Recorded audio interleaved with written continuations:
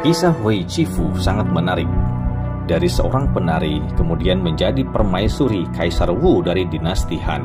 Bak kisah Cinderella.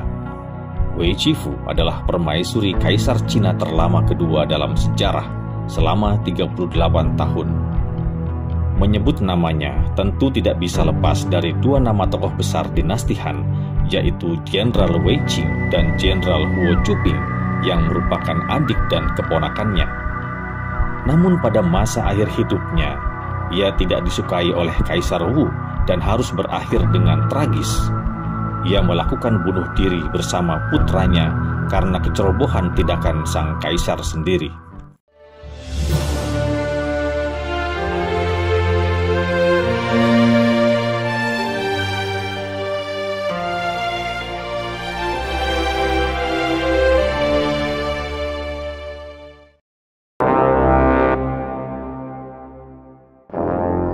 Kisah ini terjadi pada era dinasti Han pada masa pemerintahan Kaisar Wu. Wei Chifu lahir sekitar tahun 148 sebelum Masehi. Ia seorang wanita yang berasal dari kehidupan sederhana. Ayahnya meninggal ketika dia masih kecil dan ibunya adalah seorang pelayan di rumah Putri Pingyang, kakak perempuan Kaisar Wu.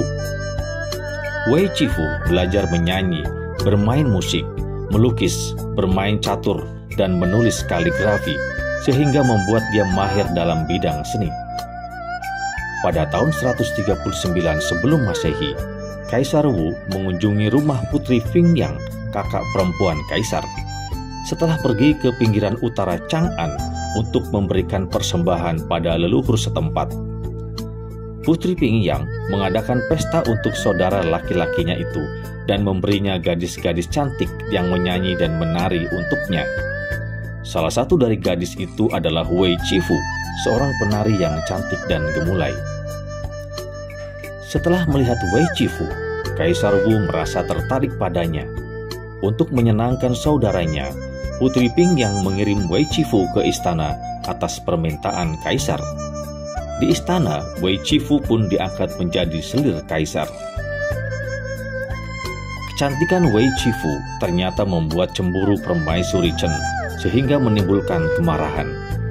Sebenarnya Kaisar Wu sangat mencintai permaisuri Chen, tetapi karena ia tidak memberikan seorang putra, perhatiannya beralih ke Wei Chifu. Kaisar Wu pun menyadari kecemburuan permaisurinya dan berusaha untuk tidak merusak pernikahan mereka. Kaisar Wu perlahan mulai menyingkirkan Wei Chifu dan mencoba menebus kesalahan dengan istrinya permaisuri Chen. Sementara itu, permaisuri Chen terus menghabiskan banyak uang untuk mencari obat-obatan dengan harapan bisa melahirkan ahli waris laki-laki. Wei Chifu menghabiskan banyak waktu dalam kesepian di istana. Wei Chifu ingin meninggalkan istana dan kembali ke rumah Putri Pingyang. Kaisar Wu sangat tersentuh oleh air mata Wei Chifu, sehingga cintanya pada wanita itu menyala kembali, dan dia meyakinkan Wei Chifu untuk tetap tinggal di istana. Tentu saja hal ini memicu kembali kecemburuan permaisuri Chen yang berencana untuk menyingkirkannya. Sayangnya rencana tersebut ketahuan. Akhirnya ia berencana membunuh seluruh keluarga Wei Chifu. Tetapi tingkah laku permaisuri Chen ini membuat Kaisar Wu merasa jijik, sehingga dia mempromosikan Wei Chifu ke selir peringkat tertinggi. Wei Chifu pun melahirkan 3 anak perempuan. Permaisuri Chen yang tidak suka melihat Wei Chifu dicintai oleh suaminya sang kaisar, kemudian menggunakan ilmu sihir.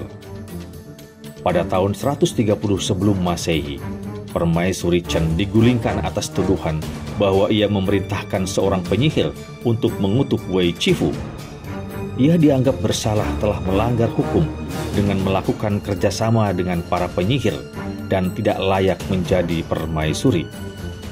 Ia pun harus melepaskan gelar permaisuri kaisar dan dikirim ke istana Changmen untuk tinggal di sana dan tempat menjalani sisa hari-hari kesepiannya.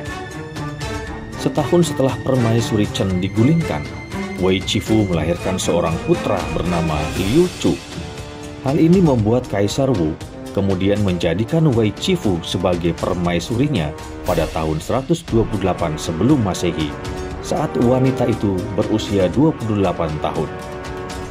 Sebagai permaisuri, Wei Chifu mempunyai pengaruh kekuasaan yang sangat besar. Ia mempromosikan anggota keluarganya ke status atau kedudukan yang tinggi, seperti kakaknya Wei Qing dan keponakannya Huo Chuping yang menjadi dua jenderal paling terkenal di dinasti Han. Demikian juga keponakan dan saudara-saudara yang lain diangkat menjadi pejabat penting di pemerintahan Han. Setelah beberapa dekade berlalu, kecantikan permaisuri Wei Chifu mulai memudar hingga mulai kehilangan perhatian kaisar yang mulai mengalihkan perhatiannya pada selir-selir yang lain.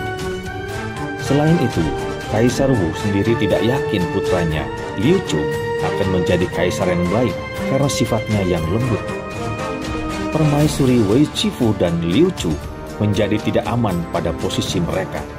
Namun kaisar meyakinkan mereka. Kaisar mempercayakan urusan negara kepada putranya dan urusan istana kepada permaisuri Wei Chifu. Sayangnya Wei Chifu menjadi korban intrik istana. Seorang pejabat bernama Chiang Chong berselisih dengan permaisuri Wei Chifu dan putra mahkota Liu Chu.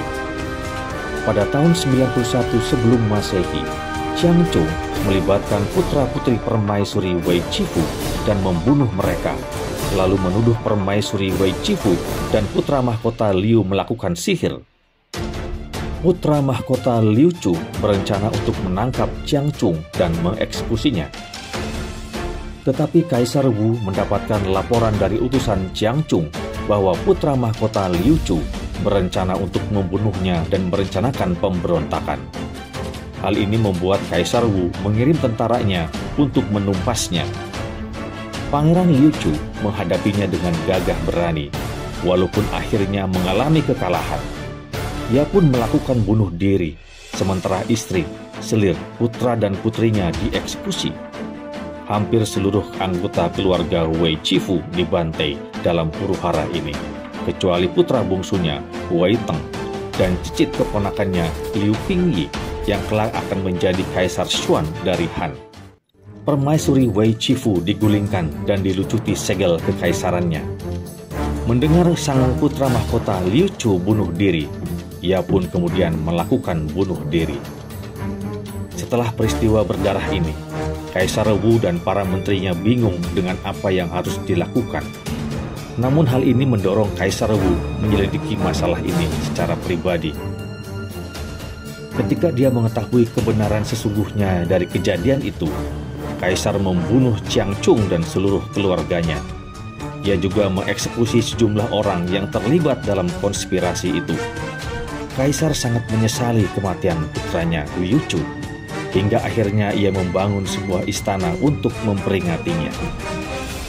Pada tahun 74 sebelum Masehi, cicit permaisuri Wei Chifu menjadi Kaisar Xuan dan secara resmi membersihkan namanya dan membangun kembali makamnya. Ia juga memberi Wei Chifu gelar permaisuri yang bijaksana, pengakuan yang layak diterimanya, namun baru diperolehnya setelah kematiannya.